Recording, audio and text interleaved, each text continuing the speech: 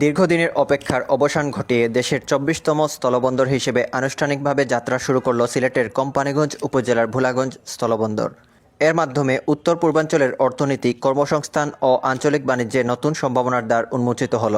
বৃহস্পতিবার ২৫ ডিসেম্বর সকাল ১১টায় ভোলাগঞ্জ স্থলবন্দর উদ্বোধন করেন নৌপরিবহন মন্ত্রণালয়ের উপদেষ্টা brigadier general M Sakhawat Hossain. সংশ্লিষ্ট সূত্র জানায়, প্রায় ৫২ একর জায়গা জুড়ে নির্মিত এই স্থলবন্দর চালু হওয়ার ফলে ভারতের মেঘালয়, ত্রিপুরা, নাগাল্যান্ড, আসাম ও ভুটানের সঙ্গে আমদানি-রপ্তানি বাণিজ্য আরও সম্প্রসারিত হবে।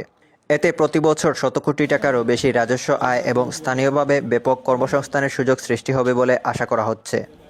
বিশ্বব্যাংকের অর্থায়নে প্রায় ১৭৫ কোটি টাকা ব্যয়ে নির্মিত ভোলাগঞ্জ স্থলবন্দরের অবকাঠামোগত উন্নয়ন কাজ শুরু হয় ২০২৪ সালের প্রথম দিকে।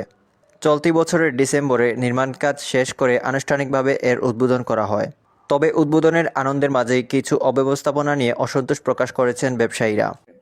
ভারত অংশে যেহেতু কোনো স্থলবন্দর নেই, এই জন্য আমাদের এটা আপাতত ওই ভারতের স্থলবন্দর চালু হওয়ার আগ পর্যন্ত বন্ধ রাখার জন্য আমরা অনুরোধ করছি।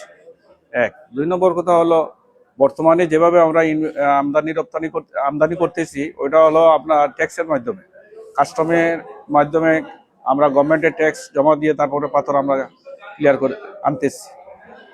আর ওইখানে ভারতীয় অংশ থেকে যে পাথরগুলো আসবে, এই পাথর আসার পরে আমাদেরকে সমস্যা হলো, এটা ওরা একটা মাপে মাল দিবে, আর ওখানে স্কেল বসার পরে আমরা ওই মাপের সাথে ওই মাপ মিলবে না। এটা একটা ভারতীয় ব্যবসায়ীদের সাথে আমাদের বিভিন্ন সমস্যা তৈরি হইতে পারে।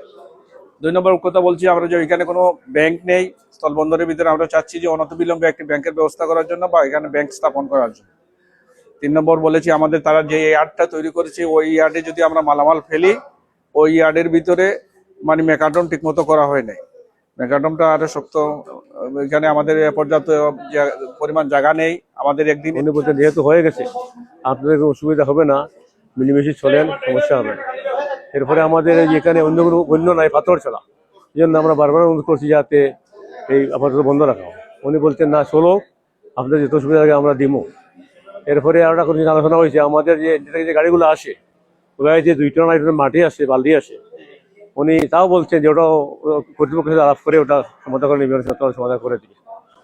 উদ্বোধন অনুষ্ঠানে আরও উপস্থিত ছিলেন নৌপরিবহন মন্ত্রণালয়ের নবনিযুক্ত সচিব ডক্টর নুরুন নাহার চৌধুরী, বাংলাদেশ স্থলবন্দর কর্তৃপক্ষের চেয়ারম্যান মোহাম্মদ মানজারুল মান্নান, সিলেটের জেলা প্রশাসক মোহাম্মদ সারোয়ার আলম, পুলিশ সুপার কাজী আক্তারুল আলম, উপজেলা নির্বাহী কর্মকর্তা মোহাম্মদ রবিন মিয়া, সহকারী ভূমি কমিশনার পলাশ তালুকদার সহ প্রশাসনের ঊর্ধ্বতন কর্মকর্তারা।